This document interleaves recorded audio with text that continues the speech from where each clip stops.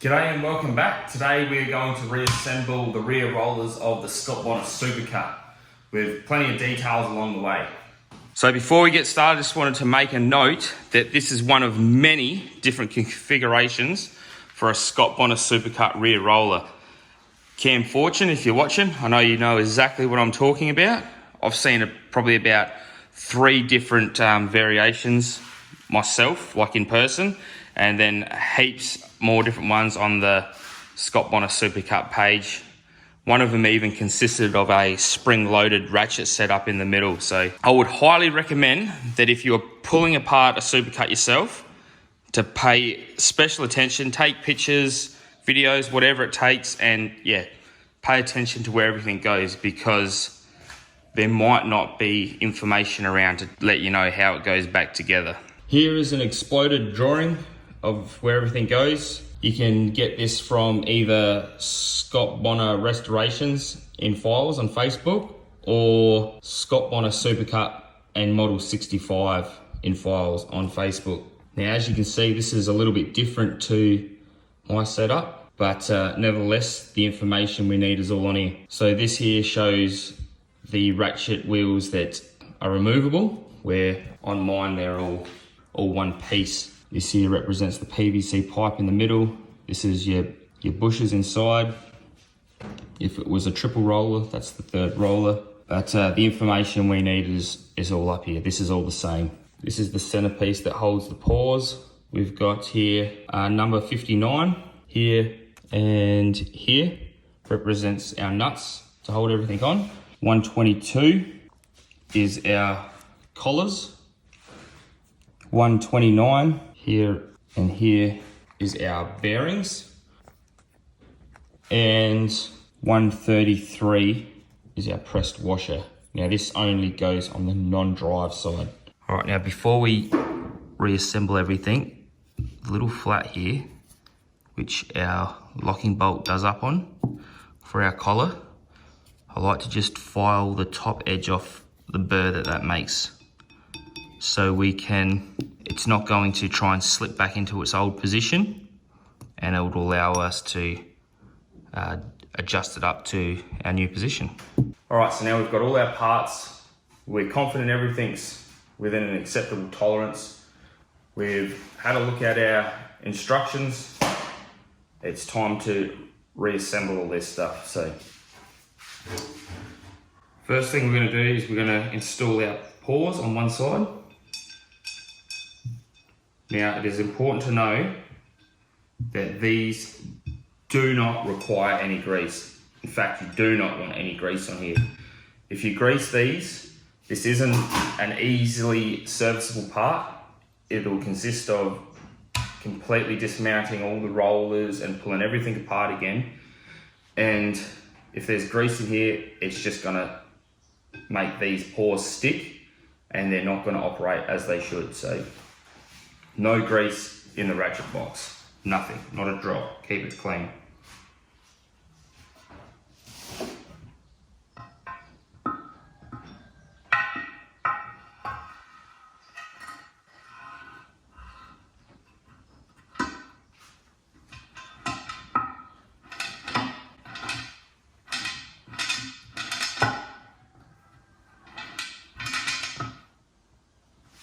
From here, we are going to install the collar.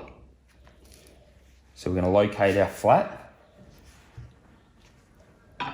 slide our collar on so that our fastening bolt will come in contact with the flat area. Now this one in particular is a 3/8. I don't know exactly what sort of tolerance we want on here, but we want it to be able to turn fairly freely. Suppose you want a little bit of a gap there for expansion and whatnot, but yeah, I'm sure there's a specific requirement for it. I'm just going to go with what I feel like is right and see how we go. Tighten up your nut, which is a 3/8. followed by the locking nut, which this one is a 9/16.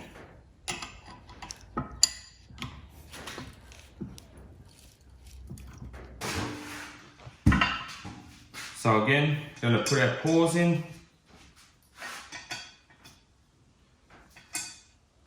Yet again, no grease. Can't stress that enough. No grease on the paws in the ratchet box. And now we're going to install the roller on the other side. That's why we've got it standing up here. We'll install the collar as we did on the other side.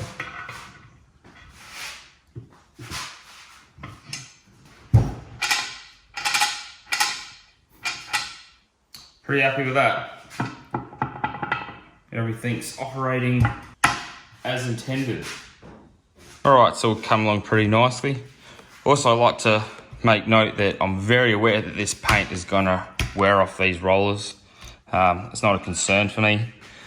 It was more important that the sides were painted nicely and whatnot. So yeah, a lot of people talk about different coatings for rollers and what's the best for it and whatnot. Yeah, I don't think there's anything that'll really hold up long term. You know, a lot of people use like Raptor linings and that sort of thing, but if you want it to look good for a long time, I guess the only real option is to get it vulcanized. So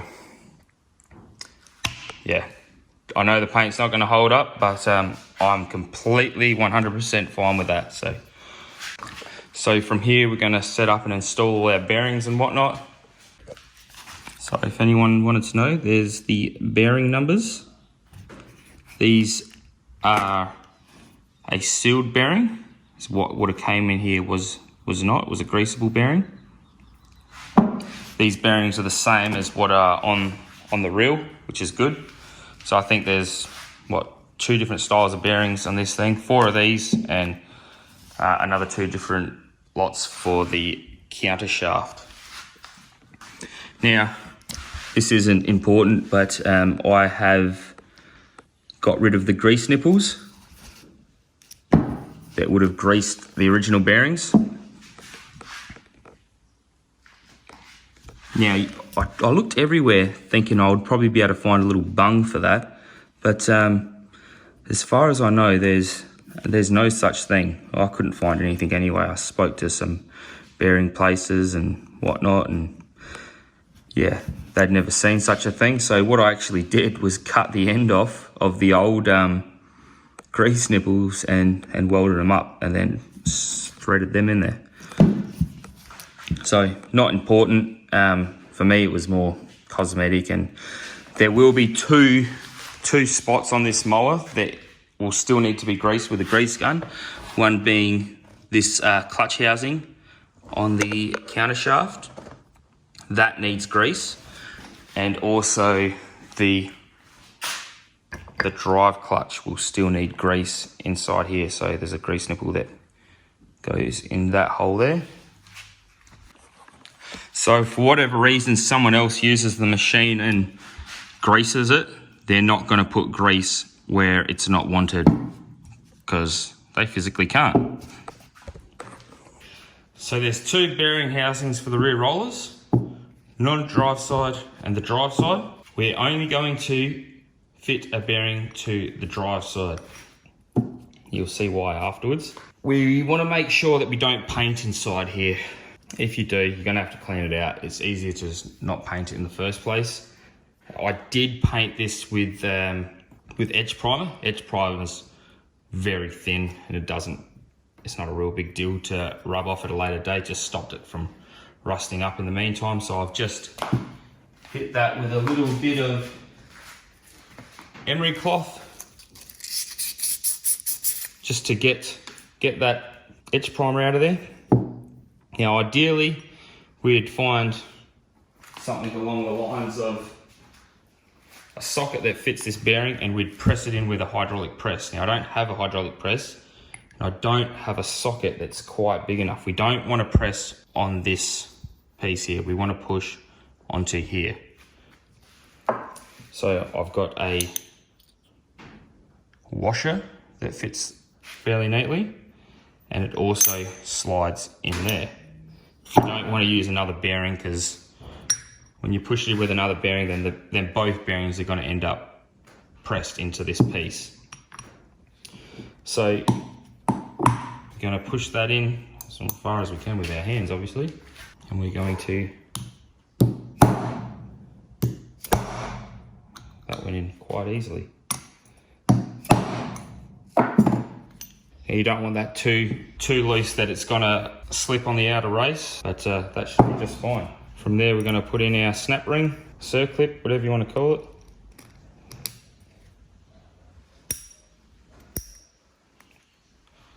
Beautiful. So we'll leave it at that for the moment, and we'll move on to the other side. So on this side, a bearing will be installed to the shaft. Our pressed washer goes on the opposite way to what you would think. This side towards the roller, and that side out. Bearing. This can afford to be a little bit looser than most bearings because it actually gets tightened up on the nut. So now I was surprised to learn that there was no washer on there. I went back on my videos and looked, and I've looked at the instructions and all that sort of stuff, and there's no washer there, which I thought was odd. I was going to put one in its place just because I feel it should have one, although the concern is that I might run out of space in here. So that's how it was, so that's how I'm going to run it. Might be different in other models, I don't know, but this one definitely didn't appear to have a washer on it.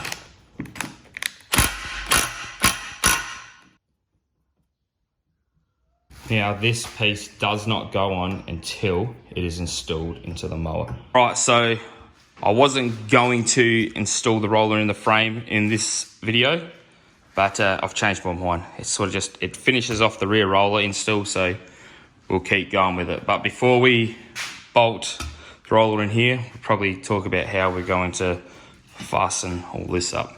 But to bolt these frames in, I'm going to bolt this in first to make sure we don't end up with a frame bolted in like this.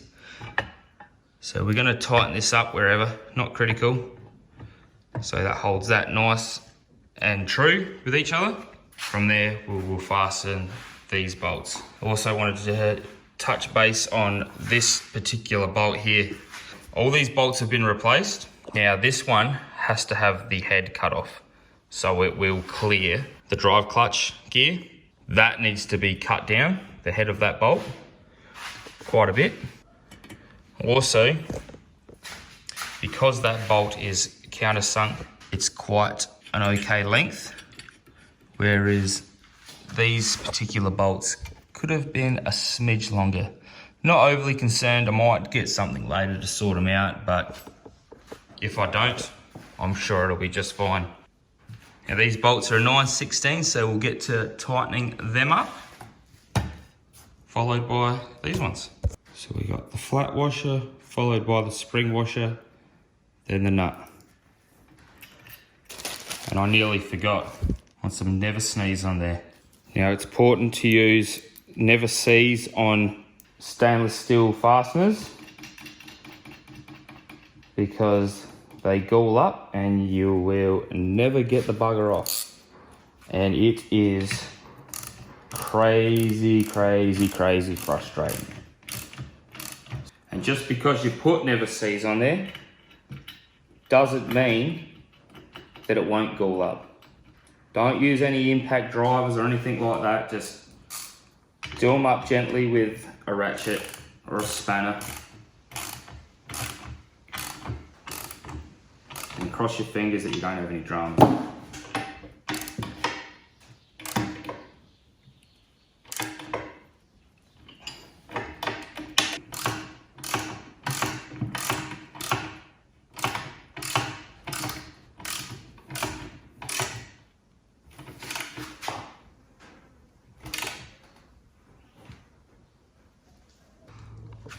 As you can see, we've got this sitting fairly true. All right, so that's all bolted up and nice and firm. Now we can move on to fitting the rollers. Right, so bearings off.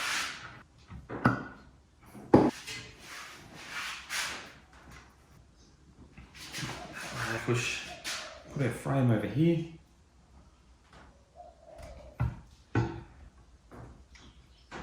Now we're going to put the drive bearing in place. This is a cutout here for the grease nipple, so you can grease it from behind here. So we need to line that up with there.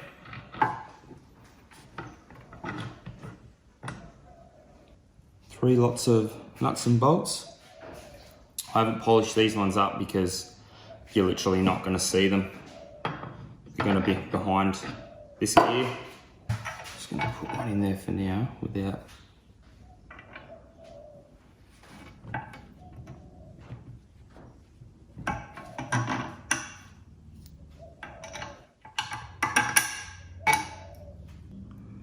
Molly grease, we'll never sneeze on there.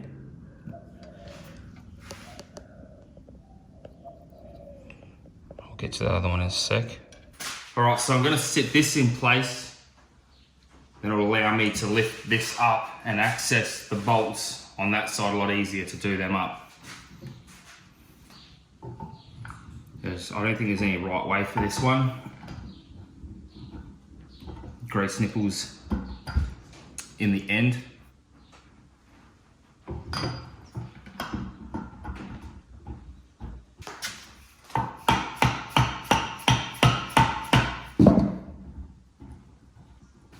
Got the polished bolts on this end, because you see them.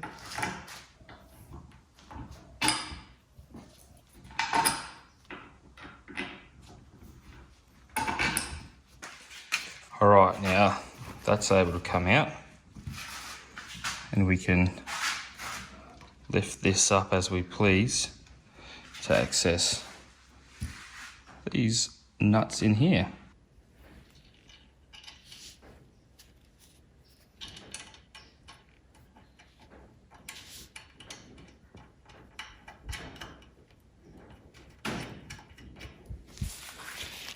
I believe we've done this before on the channel, trying to get this nut in there. Obviously just falls out. Use a bit of a plastic bag. Trying to do it on the right side.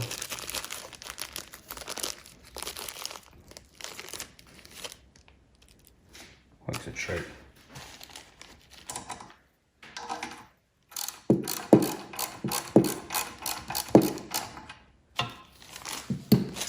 Ta-da!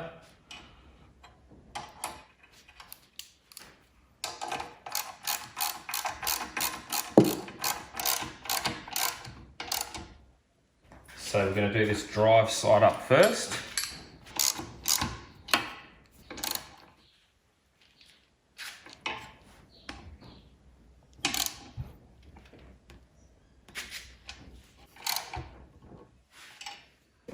So once these are all torqued to spec, we can then fit this gear along with our key and bolt that up tight. Then this roller will no longer be able to move left to right. It'll all be in track because we've got this circlip in here. So we might bolt that on now, and then we will fasten up this side, the non-drive side.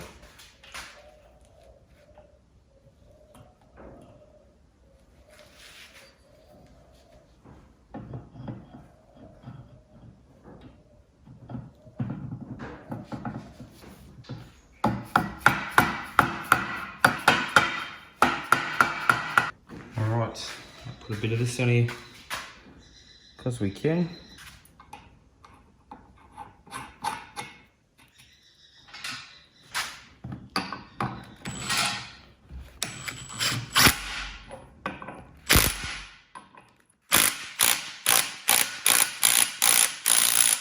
So now, with that all fastened, everything's all in track. Can't float left to right. So from here, we'll put some moly grease washers and nuts on here and fasten this side up. All right, so there we have it. Everything's all fastened up and ready to go. Double check that everything's working as it should. Now's the time to fix it if it's not.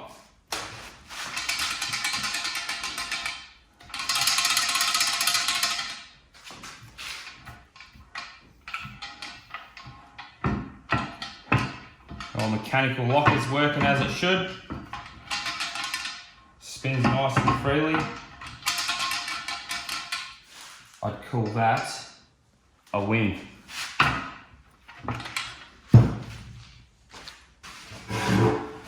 Alright, so that's the rear roller all installed. Please feel free to correct me if I've got anything wrong or some other useful information that I should have put in there for others. We're all here to help each other. So yeah, I think from here we'll install the rear and the front roller, and that'll get the bones of it pretty well done, I guess. Start moving pretty quick from there. I'm excited. I want to try this thing out, I tell you. The motor's looking good. We've got that all put back together now. She's looking an absolute treat. In case you didn't see the last video, this is to do with the new clutch engagement. Looking forward to seeing if that works as it should. So if you want to see more Supercut content, please feel free to like and subscribe, and we'll catch you in the next one. Cheers, legends.